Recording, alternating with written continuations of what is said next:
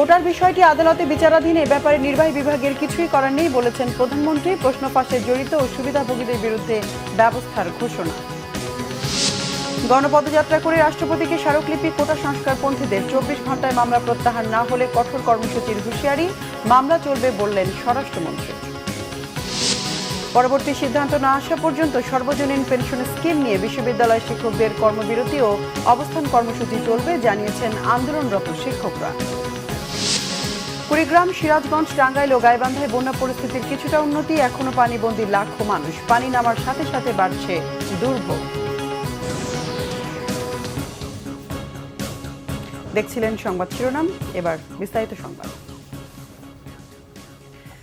প্রধানমন্ত্রী শেখ হাসিনা বলেছেন, কোটার বিষয়টি আদালতে বিচারাধীন, এ বিষয়ে নির্বাহী বিভাগের কিছুই করার নেই।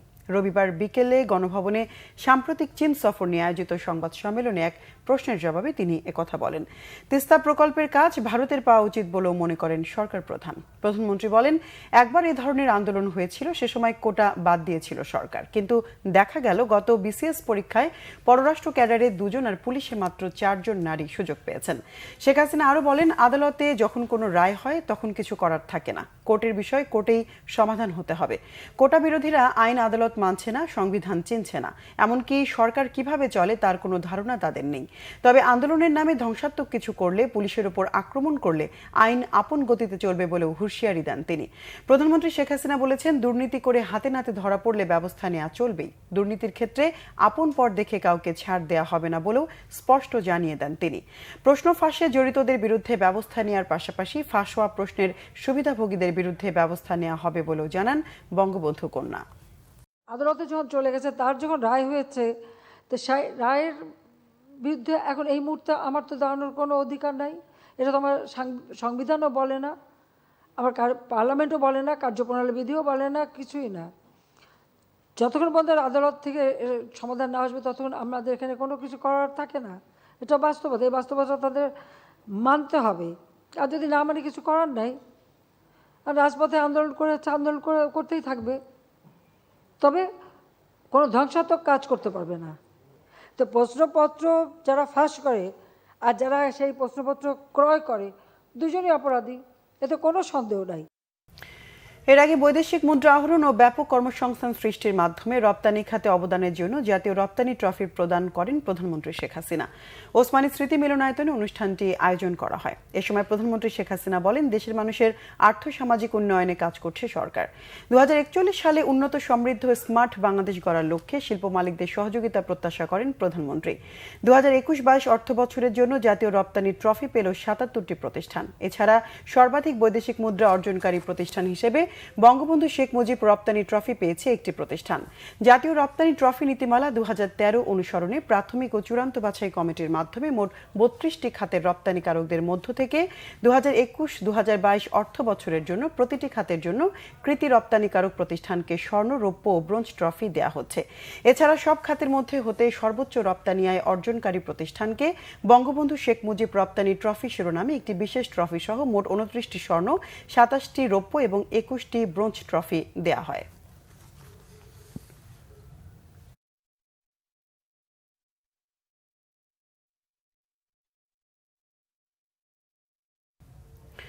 কোটা সংস্কারের দাবিতে রাষ্ট্রপতির কাছে স্মারকলিপি দিয়েছে বৈষম্য বিরোধী ছাত্র আন্দোলনের প্রতিনিধি দল। 24 ঘন্টার মধ্যে দৃশ্যমান পদক্ষেপ দেখতে চায় তারা। সেই সাথে মামলা প্রত্যাহারেরও দাবি জানানো হয়, নইলে নতুন কর্মসূচির হুঁশিয়ারি আন্দোলনকারীদের। কোটা সংস্কারের দাবিতে বঙ্গভবন অভিমুখে বিশাল পদযাত্রাও করেছে তারা। জাহাঙ্গীর আলম ও আড়াই বাবুলের ক্যামেরায় তোলা ছবিতে ফরুক বাবুকে সঙ্গে নিয়ে পদযাত্রার আরও খবর জানাচ্ছেন সৈকত সাদিক। পূর্ব ঘোষিত কর্মসূচি অনুযায়ী রাষ্ট্রপতি মোহাম্মদ শাহাবুদ্দিনের কাছে স্মারকলিপি জমা দেওয়ার উদ্দেশ্যে পদযাত্রায় অংশ নিতে সকালে ঢাকা বিশ্ববিদ্যালয় গ্রন্থাগারের সামনে খণ্ড খণ্ড মিছিল নিয়ে জড়ো হতে থাকেন শিক্ষার্থীরা।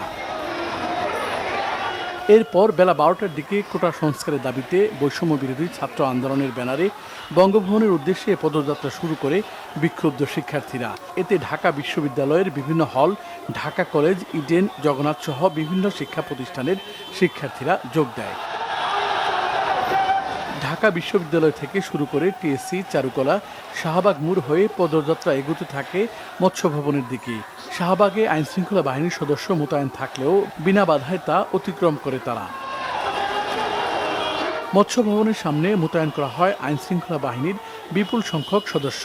মিছিলটি মৎস্য ভবন মোড়, কদম ফোয়ারা, শিক্ষা ভবনের মোড়, সচিবালয় হয়ে বঙ্গভবনের দিকে এগুলে গুলিস্তান জিরো পয়েন্টে পুলিশের বাধার মুখে পড়ে। এ সময় সচিবালয়ের সামনে সড়কে বসে বিক্ষুব্ধ শিক্ষার্থীরা স্লোগান দেন। পদযাত্রা শিক্ষার্থীদের জিরো পয়েন্টে আটকে দেওয়া হলে সেখান থেকে 12 জনের একটি প্রতিনিধি দল রাষ্ট্রপতি বরাবর স্মারকলিপি জমা দিতে যায়। আইন শৃঙ্খলা বাহিনীর ব্যাপক সংখ্যক সদস্য মোতায়েন করা হলেও জিরো পয়েন্ট এলাকায় মূল সড়ক অবরোধ করে কোটা বিরোধীরা। ধীরে ধীরে পদযাত্রার মিছিলটি মাওলানা ভাসানী স্টেডিয়ামের সামনে গেলে সেখানে তাদের আটকে দেওয়া হয়। আন্দোলনকারী শিক্ষার্থীদের প্রতিনিধিরা রাষ্ট্রপতি বরাবর স্মারকলিপি তার সামরিক সচিবের কাছে দেয়। বঙ্গভবন এলাকা থেকে বেরিয়ে গুলিস্তান চত্বরে এসে সাংবাদিকদের সঙ্গে কথা বলেন আন্দোলনকারীরা। তারা অভিযোগ করে শিক্ষার্থীদের দাবির ব্যাপারে সরকার আন্তরিক নন। 24 ঘন্টার মধ্যে কোনো সুরাহা না হলে পরবর্তী কর্মসূচি দেওয়ার হুঁশিয়ারি দেওয়া হয়। আমাদেরকে বলা হচ্ছে আমরা নাকি দাবি পরিবর্তন করছি, আমরা নাকি কার কাছে দাবি করব সেটাও পরিবর্তন করছি। আমরা প্রথম থেকে আমাদের বক্তব্য খুবই স্পষ্ট, কোটা সংস্কারের এখতিয়ার সরকারের, সেটা আমরা প্রথম থেকেই বলেছি। নির্বাহী বিভাগ এবং সরকারের, বরং সরকারই সেই দায় এড়ানোর চেষ্টা করেছে। আমরা এখন বলছি যে কোটা সংস্কার বা সেই পরিপত্র কিন্তু বাস্তবায়ন করবে সরকার বা নির্বাহী বিভাগই, কিন্তু আমরা চাচ্ছি আইন বিভাগের মাধ্যমে, জাতীয় সংসদের মাধ্যমে সেটাকে আইন করে যথাযথ বিধিবদ্ধ করার জন্য, যাতে জনপ্রতিনিধিরা এক্ষেত্রে ভূমিকা পালন করে। আমাদের এই বক্তব্য বা দাবি কিন্তু কখনোই স্ববিরোধী নয়, বরং আমরা যতগুলা দরজা আছে সবগুলা দরজায় যাচ্ছি। আন্দোলনকারীদের বিরুদ্ধে করা মামলার প্রত্যাহারেরও দাবি জানানো হয় এই কর্মসূচি থেকে। সৈকত সাদিক, বাংলা ভিশন, ঢাকা। কোটা আন্দোলনে পুলিশের উপর হামলার ঘটনায় করা মামলাটি তার মেরিটের উপর চলবে বলে জানিয়েছেন স্বরাষ্ট্রমন্ত্রী আসাদুজ্জামান খান। রবিবার দুপুরে রাজধানীর সেগুনবাগিচায় শিল্পকলা মিলনায়তনে মাদকদ্রব্যের অপব্যবহার ও পাচার বিরোধী আন্তর্জাতিক দিবস উপলক্ষে আয়োজিত অনুষ্ঠান শেষে তিনি একথা বলেন। আন্দোলনকারীরা আলটিমেটাম দিলেও কোনো লাভ হবে না জানিয়ে তিনি বলেন, মামলার মেরিট থাকলে মামলাটি চলবে, আর যদি মেরিট না থাকে তবে মামলা চলবে না। এক্ষেত্রে আইনের কোনো ব্যত্যয় হবে না। পুলিশের উপর হামলার ঘটনায় কারা উস্কানিদাতা, কারা ইন্ধনদাতা তা খুঁজে বের করার কথাও বলেন স্বরাষ্ট্রমন্ত্রী। তিনি আরো বলেন, না বুঝে তারা আন্দোলনের নামে সড়ক অবরোধ করছে। সবকিছু এখন বিচার বিভাগের হাতে বলেও জানান আসাদুজ্জামান খান। লোকেরও অভাব থাকবে না এবং সেই ধরনের যে কেউ সংক্ষুব্ধ হলে মামলা করতে পারে। মামলা তদন্তর পরে যদি এটার মেরিট না থাকে তাহলে এটা অটোমেটিক বাতিল হয়ে যাবে। সেইখানে 24 ঘন্টা, 10 ঘন্টা, 24 দিন এইগুলি কোনো প্রশ্ন আসে না। তারা যেগুলি করছে এগুলো মনে হয় তারা না বুঝে করছে। এটা পরিষ্কার হাইকোর্টের থেকে, সুপ্রিম কোর্ট থেকে নির্দেশনা দিয়েছে 8 তারিখে এটার একটা রায় ঘোষণা করবে, শুনানি হবে। সেই শুনানি দিয়ে তাদেরকেও পার্টিসিপেট করতে বলছে। সেগুলি না করে তারা রাস্তা অবরোধ করছে। এইগুলি সব কিছুই কিন্তু এখন বিচার বিভাগের হাতে। কোটার যৌক্তিক সংস্কারের দাবিতে দেশের বিভিন্ন জায়গায় গণপদযাত্রা ও জেলা প্রশাসক বরাবর স্মারকলিপি দিয়েছে আন্দোলনরত শিক্ষার্থীরা। চট্টগ্রাম মহানগরীর 16 শহর রেল স্টেশনে জমায়েত হয় চট্টগ্রাম বিশ্ববিদ্যালয়ের শিক্ষার্থীরা। তাদের সাথে যোগ দেয় বিভিন্ন কলেজের শিক্ষার্থীরাও। পরে সেখান থেকে শুরু হয় পদযাত্রা। মহানগরীর 2 নম্বর গেট, জিসি, ওয়াসামোড়, কাজীর দেউরি ও সিনেমা প্যালেস হয়ে জেলা প্রশাসকের কার্যালয়ে যায় তারা। ভারপ্রাপ্ত জেলা প্রশাসক মোহাম্মদ আব্দুল মালিকের হাতে রাষ্ট্রপতি বরাবর দেয়া স্মারকলিপি হস্তান্তর করে শিক্ষার্থীরা। কোটা নিপাত যাবে, সাধারণ ছাত্রছাত্রীরা মুক্তি পাবে। যতক্ষণ না আমাদের দাবি আদায় হয় ততক্ষণ চলবে। অধিকার আদায় ছাড়া আমরা কিন্তু রাজপথ ছাড়বো না। আমাদের উপর যতই হামলা হোক না কেন, যতই মামলা হোক না কেন, আমরা কখনো রাজপথ থেকে সরে যাব না। সরকার যতদিন পর্যন্ত আমাদের আন্দোলনটা মেনে নিবে না ততদিন পর্যন্ত আমরা রাজপথে থাকবো। রাজশাহী বিশ্ববিদ্যালয় থেকে প্রায় 8 কিলোমিটার পদযাত্রা করে জেলা প্রশাসকের কার্যালয়ে যায় আন্দোলনকারীরা। যোগ দেয় রাজশাহী প্রকৌশল ও প্রযুক্তি বিশ্ববিদ্যালয়, রাজশাহী কলেজ ও রাজশাহী মেডিকেল কলেজের শিক্ষার্থীরা। রাষ্ট্রপতি বরাবর স্মারকলিপি জেলা প্রশাসকের কাছে হস্তান্তর করে তারা। এক দফা দাবিতে বিক্ষোভ মিছিল ও সংহতি সমাবেশ করেছে জাহাঙ্গীরনগর বিশ্ববিদ্যালয়ের শিক্ষার্থীরাও। সকাল 11:30টায় বিশ্ববিদ্যালয়ের কেন্দ্রীয় লাইব্রেরির সামনে শিক্ষার্থীরা জড়ো হয়ে বৈষম্য বিরোধী ছাত্র আন্দোলনের ব্যানারে বিক্ষোভ মিছিল বের করে।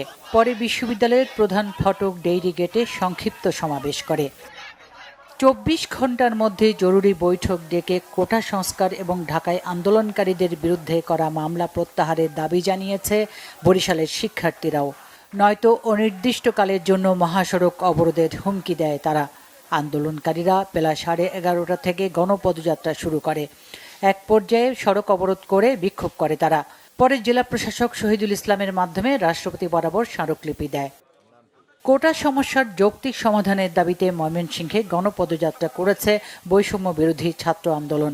দুপুরে নগরীর টাউন হল মোড় থেকে গণপদযাত্রা কর্মসূচি শুরু করে শিক্ষার্থীরা। পরে জেলা প্রশাসকের মাধ্যমে রাষ্ট্রপতি বরাবর স্মারকলিপি দেয় তারা। কুমিল্লায় বিক্ষোভ সমাবেশ করেছে কুমিল্লা বিশ্ববিদ্যালয়ের শিক্ষার্থীরা।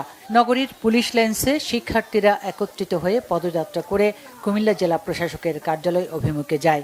তারা জেলা প্রশাসকের কার্যালয়ে ঢুকে অতিরিক্ত জেলা প্রশাসক পঙ্কজ বড়ুয়ার কাছে স্মারকলিপি দেয়। সিলেটের শাহজালাল বিজ্ঞান ও প্রযুক্তি বিশ্ববিদ্যালয়ে জেলার বিভিন্ন স্থান থেকে শিক্ষার্থীরা জড়ো হন। এরপর বিশ্ববিদ্যালয়ের ক্যাম্পাস থেকে মিছিল নিয়ে জেলা প্রশাসকের কার্যালয়ে গিয়ে প্রশাসক শেখ রাসেল হাসানের কাছে রাষ্ট্রপতি বরাবর স্মারকলিপি দেয়।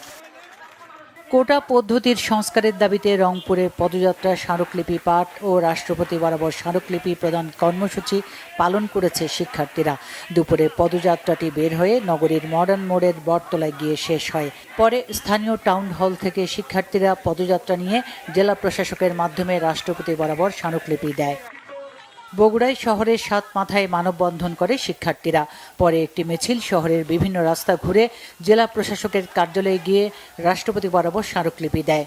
এছাড়া খুলনা, নাটোর, শরীয়তপুর, ঝিনাইদহ সহ বিভিন্ন জায়গায় কোটা সংস্কারের এক দফা দাবিতে বিক্ষোভ মিছিল ও সমাবেশ করেছে আন্দোলনকারী শিক্ষার্থীরা। Bangla Vision news desk.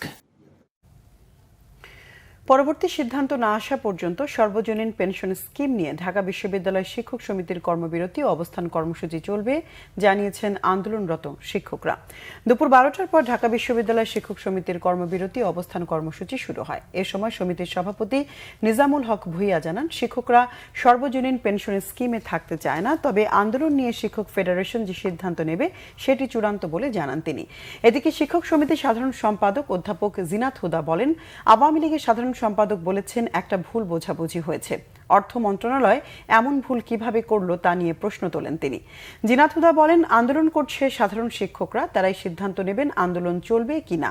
আর ঢাকা বিশ্ববিদ্যালয়ের সাবেক প্রক্টর গোলাম রাব্বানী বলেন, যাদের ভুলের জন্য শিক্ষাঙ্গনে এত অস্থিরতা তাদের অবশ্যই জবাবদিহিতার আওতায় আনতে হবে। চট্টগ্রামের সীতাকুণ্ডের বিজয় সরণী ডিগ্রি কলেজে এইচএসসি পরীক্ষার ভুল প্রশ্ন বিতরণের ঘটনায় কেন্দ্র সচিব সহ 6 জনকে অভিযুক্ত করেছে উপজেলা প্রশাসন। অভিযুক্তরা হলেন কলেজের অধ্যক্ষ ও কেন্দ্র সচিব শিবশঙ্কর, পরীক্ষা কমিটির আহ্বায়ক মোহাম্মদ নোমান, সহকারী অধ্যাপক শহীদুল্লাহ আজাদ, প্রভাষক ফারজানা আক্তার, উপজেলা সহকারী শিক্ষা কর্মকর্তা, একজন পুলিশ কনস্টেবল। বৃহস্পতিবার কলেজটিতে পদার্থবিজ্ঞান প্রথম পত্রের নৈবেত্তিক পরীক্ষা অনুষ্ঠিত হয়। এরপর সৃজনশীল প্রশ্নপত্র বিতরণ করার সময় দেয়া হয় দ্বিতীয় পত্রের প্রশ্ন। ওইসব প্রশ্নপত্র ফেরত নেয়ার 1.5 ঘন্টা পর ট্রেজারি থেকে প্রথম পত্রের প্রশ্ন এনে পরীক্ষা নেওয়া হয়। ঘটনা তদন্তে চট্টগ্রাম জেলা প্রশাসকের কার্যালয় ও উপজেলা নির্বাহী কর্মকর্তার কার্যালয় থেকে আলাদা তদন্ত কমিটি গঠন করা হয়। নামছে পানি, বাড়ছে বন্যার্তদের দুর্ভোগ।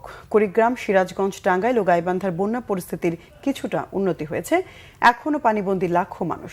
দুর্গত এলাকায় জেলা প্রশাসনের পক্ষ থেকে ত্রাণ দেয়া হলেও প্রয়োজনের তুলনায় তা অনেক কম। এদিকে সিলেটে বন্যার পানি নামার সাথে সাথে জেগে উঠছে ক্ষত, ঘুরে দাঁড়ানোর সংগ্রামে বানভাসীরা। বিস্তারিত ডেস্ক রিপোর্টে। কুড়িগ্রামের 16টি নদ নদীর পানি কমেছে, তবে বিপদসীমার উপরে ব্রহ্মপুত্রের পানি। এখনো পানিবন্দী হাজার হাজার পরিবার, চরম দুর্ভোগে বানভাসীরা। শুকনো খাবার ও বিশুদ্ধ পানি তীব্র সংকটে তারা। জেলা প্রশাসকের পক্ষ থেকে দেয়া হয়েছে ত্রাণ সহায়তা। ব্যাপক ক্ষতি হয়েছে ফসলের। সিরাজগঞ্জে যমুনার পানি কমলেও কয়েকটি পয়েন্টে এখনো বিপদসীমার উপরে।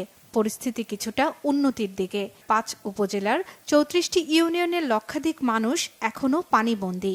যে জায়গা আছে এই জায়গা যদি আমাদের চলে যায় তাহলে আমাদের থাকার কোনো জায়গা থাকবে না। কারণ হইতেছে সবারই দুই একশো করে জায়গা আছে, আমরা একবারে নিঃস্ব হয়ে যাবো।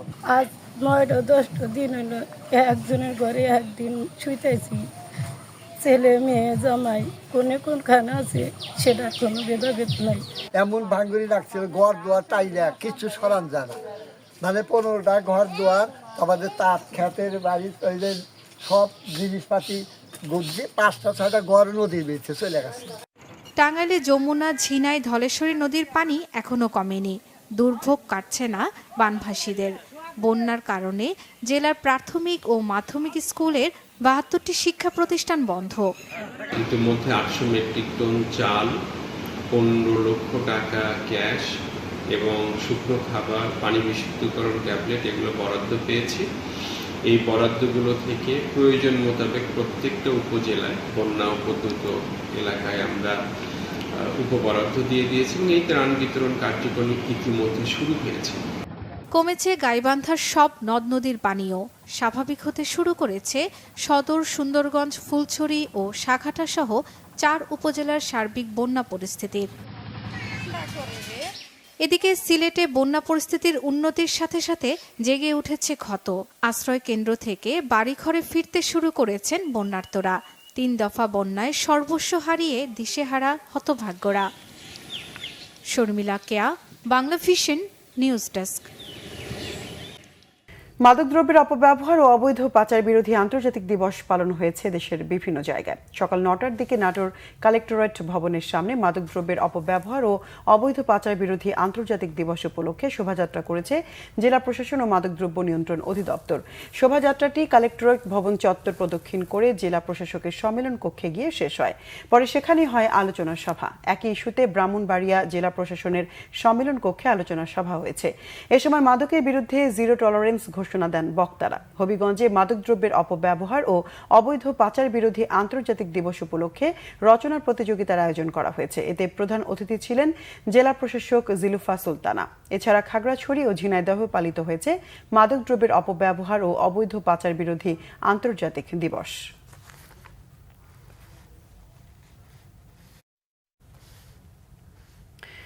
বর্তমান ও ভবিষ্যৎ প্রজন্মকে দেশীয় ফল এবং গ্রাম বাংলার ঐতিহ্যবাহী পিঠার সাথে পরিচয় করিয়ে দিতে ফল ও পিঠা উৎসব এবং শিক্ষা উপকরণ মেলা করেছে নরসিংদী নাসিমা কাদির মোল্লা হাই স্কুল অ্যান্ড হোমস। ছিল গ্রাম বাংলার ঐতিহ্যবাহী লাঠি খেলাও। নরসিংদী থেকে লক্ষণ বর্মনের পাঠানো তথ্য ছবিতে ডেস্ক রিপোর্ট। জিভে জলানা রকমারি সব পিঠা আর ফলের সমারোহ মেলার স্টলে স্টলে। নরসিংদীর নাসিমা কাদির মোল্লা হাই স্কুল অ্যান্ড হোমস আয়োজিত এই উৎসবে প্রায় 50টি স্টল দেওয়া হয়। শতাধিক রকমের পিঠা, ফল ও শিক্ষা উপকরণের প্রদর্শনী হয় মেলায়। বিলুপ্তপ্রায় নতুন পিঠা আর ফলের সাথে পরিচিত হতে পেরে খুশি শিক্ষার্থীরা। নতুন কারিকুলামের একটি অংশ এবং তাছাড়া এখানে এমন অনেক ধরনের ফল এবং পিঠা আছে যা সম্পর্কে আমরা আগে জানতাম না। কাঁচা পিঠার যাও, এটা চরাঞ্চলে খুব বিখ্যাত। ডেউয়া ফল এটি হারিয়ে যাচ্ছে। তারপর গাব, বিলেতি গাব, ফেলা কিংবা পেলাগোটা সহ বিভিন্ন ধরনের যে ফল সমূহ রয়েছে যেগুলো বর্তমানে হারিয়ে যাচ্ছে। বাংলাদেশের পিঠার যে ঐতিহ্য আছে সেগুলো ধীরে ধীরে হারিয়ে যাচ্ছে। এই পিঠা অনুষ্ঠানের মাধ্যমে আমরা সেগুলো ঐতিহ্য ধরে রাখতে চাই। উৎসব দেখতে আশপাশের বিদ্যালয়ের শিক্ষক শিক্ষার্থী সহ মেলায় ভিড় ছিল অভিভাবক ও দর্শনার্থীদের। তারা বলছেন এ ধরনের আয়োজন শিক্ষার্থীদের মানসিক বিকাশে সহায়ক হবে। এক এক এলাকার এক এক ধরনের পিঠা, এগুলি সম্বন্ধে ছেলেমেয়েরা ধারণা পাবে। আমাদের ছোট ছোট কোমলমতি শিশুরা নতুন করে অনেক অনেক ফল চিনতে পারতেছে। অনেক কিছুর নাম অনেকে জানে না। আজকের এই অনুষ্ঠানের মাধ্যমে বাচ্চারা, সেই সাথে আমরাও অনেক কিছু যে ফলগুলো বিলুপ্ত হয়ে গিয়েছিল এক সময় সেগুলো আমরা দেখতে পাচ্ছি। আমাদের যে জাতীয় ফল ছাড়াও যে আরো কত ধরনের ফল আছে এই বিষয়গুলো সম্পর্কে জানতে পারছে। কোন ফলের মধ্যে কি আছে, কোন ফল খেলে তাদের কি উপকার হচ্ছে, তারা এই বিষয়গুলো সম্পর্কে প্র্যাকটিক্যাল ধারণা পাচ্ছে। হাতে কলমে শেখা এবং বাস্তবে প্রয়োগ করা এই সকল বিষয়গুলো কিন্তু এখন এখানে তাদের অনেক চলে এসছে। আয়োজকরা বলছেন বাঙালির হাজার বছরের সংস্কৃতির সঙ্গে মিশে আছে বাহারি সব ফল, পিঠা আর লাঠি খেলা। গ্রাম বাংলার ঐতিহ্য ধরে রাখতেই এই আয়োজন। শিক্ষার্থীরা তাদের প্রত্যেকটি ফল এবং পিঠা তৈরি করার উপকরণ, পুষ্টিগুণ এবং দেশে যাওয়া সংস্কৃতি সম্পর্কে তারা ভালোভাবে জ্ঞান লাভ করতে পেরেছে। মেলার অন্যতম আকর্ষণ ছিল লাঠি খেলা। ঐতিহ্যের এই খেলা উপভোগ করেন দর্শকরা। Bangla Vision news desk. দেশের বিভিন্ন জায়গার আরো কিছু খবর নিয়ে দেখুন ডেস্ক রিপোর্ট। আলোচনা সভা সহ নানা কর্মসূচিতে রংপুরে পালন হয়েছে জাতীয় পার্টির প্রতিষ্ঠাতা চেয়ারম্যান সাবেক রাষ্ট্রপতি হুসেইন মোহাম্মদ এরশাদের ৫ম মৃত্যুবার্ষিকী। দিনটি উপলক্ষে কোরআন খতম দুস্থদের মাঝে খাবার বিতরণ, এরশাদের ভাষণ প্রচার করা হয়। এই আয়োজনে সভাপতিত্ব করেন জাতীয় পার্টির co chairman Rangpur city mayor Mostafizar Rahman Mostafa. Madaripur press ক্লাবের বার্ষিক সাধারণ সভা অনুষ্ঠিত হয়েছে। প্রেস ক্লাবের সম্মেলন কক্ষে সভায় প্রধান অতিথি ছিলেন আওয়ামী লীগের প্রেসিডিয়াম সদস্য শাহজাহান খান এমপি। ময়মনসিংহে ২০২৪-২৫ অর্থ বছরের modern office management and computer প্রশিক্ষণ কোর্সের উদ্বোধন হয়েছে। যুব উন্নয়ন অধিদপ্তর জেলা কার্যালয়ে কোর্সের উদ্বোধনী অনুষ্ঠানে প্রধান অতিথি ছিলেন সদর আসনের সংসদ সদস্য মহিতুর রহমান শান্ত। নীলফামারী সদর উপজেলার লক্ষ্মীচাপ ইউনিয়নে আমরা বিএনপি পরিবারের উদ্যোগে বিএনপি নেতা শহীদ গোলাম রব্বানীর পরিবারের বাড়ি নির্মাণ কাজের উদ্বোধন করা হয়েছে। পরে আলোচনা সভায় বক্তব্য দেন বিএনপির রংপুর বিভাগীয় সাংগঠনিক সম্পাদক আসাদুল হাবিব দুলু। কুড়িগ্রামে বন্যার্তদের মাঝে ত্রাণ বিতরণ করেছেন র্যাবের ডিজি ব্যারিস্টার হারুনুর রশিদ। সদর উপজেলার চরযাত্রাপুরে চাল, ডাল, আটা চিরা, মুড়ি, গুড়, বিশুদ্ধ পানি ও খাবার স্যালাইন বিতরণ করেন তিনি। এ সময় বানভাসীদের বিনামূল্যে চিকিৎসা সেবাও দেয়া হয়। হাসপাতালে সংবাদ সংগ্রহে বাধা এবং সাংবাদিকদের সাথে অসৌজন্যমূলক আচরণের প্রতিবাদে ফরিদপুরে বঙ্গবন্ধু শেখ মুজিব মেডিকেল কলেজ হাসপাতালের পরিচালকের প্রত্যাহার দাবিতে মানববন্ধন ও অবস্থান কর্মসূচি পালন করেছেন সাংবাদিকরা। জেলা প্রেস ক্লাবের সামনে মুজিব সড়কে এই কর্মসূচি হয়। এ সময় ওই সড়কে যান চলাচল বন্ধ হয়ে যায়।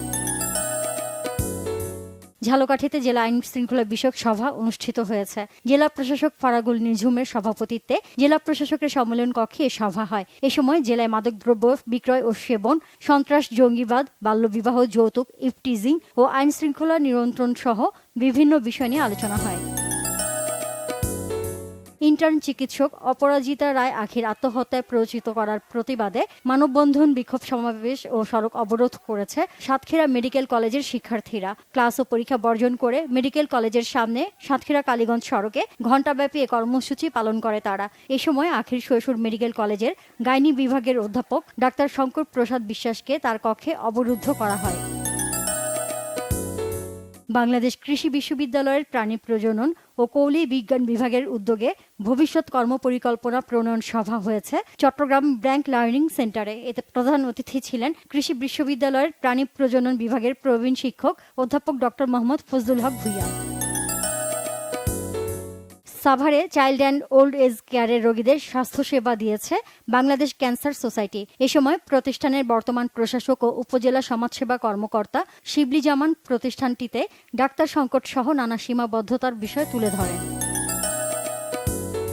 নানা আয়োজনে মাদকদ্রব্যের অপব্যবহার ও অবৈধ পাচার বিরোধী আন্তর্জাতিক দিবস পালিত হয়েছে ঝালকাঠিতে জেলা প্রশাসকের সম্মেলন কক্ষে। এই সময় আলোচনা সভা শেষে চিত্রাঙ্কন ও রচনা প্রতিযোগিতায় বিজয়ীদের মাঝে পুরস্কার দেয়া হয়। Nazneen Akter, Bangla Vision news desk. সংবাদ শেষ করব শিরোনামগুলো আরেকবার জানিয়ে।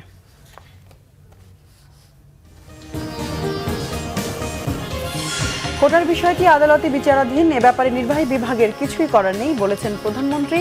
প্রশ্ন ফাঁসে জড়িত ও সুবিধাভোগীদের বিরুদ্ধে ব্যবস্থার ঘোষণা। গণপদযাত্রা করে রাষ্ট্রপতিকে স্মারকলিপি, কোটা সংস্কারপন্থীদের 24 ঘন্টায় মামলা প্রত্যাহার না হলে কঠোর কর্মসূচির হুঁশিয়ারি, মামলা চলবে বললেন স্বরাষ্ট্রমন্ত্রী। পরবর্তী সিদ্ধান্ত না আসা পর্যন্ত সর্বজনীন পেনশন স্কিম নিয়ে বিশ্ববিদ্যালয় শিক্ষকদের কর্মবিরতি ও অবস্থান কর্মসূচি চলবে জানিয়েছেন আন্দোলনরত শিক্ষকরা। কুড়িগ্রাম, সিরাজগঞ্জ, টাঙ্গাইল ও গাইবান্ধায় বন্যা পরিস্থিতির কিছুটা উন্নতি, এখনো পানিবন্দী লাখো মানুষ। পানি নামার সাথে সাথে বাড়ছে দুর্ভোগ। দর্শকের ছিল এখনকার মতো। পরের সংবাদ সন্ধ্যা 7:30টায় দেখার আমন্ত্রণ রইল।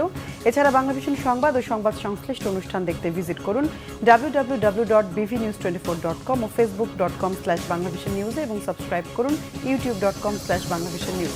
এতক্ষণ সঙ্গে থাকায় ধন্যবাদ সবাইকে।